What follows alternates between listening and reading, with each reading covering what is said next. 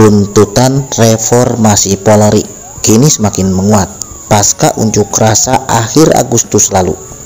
Desakan reformasi Polri juga disampaikan tokoh Gerakan Nurani Bangsa saat bertemu Presiden Prabowo Subianto Kamis 11 September 2025. Menteri Agama Nasaruddin Umar mengatakan Presiden telah menyiapkan konsep reformasi kepolisian.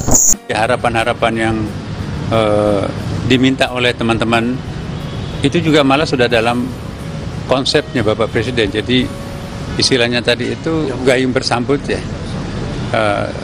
Apa yang dirumuskan teman-teman ini justru itu yang sudah akan dilakukan oleh Bapak Presiden, terutama menyangkut masalah reformasi dalam bidang kepolisian tadi.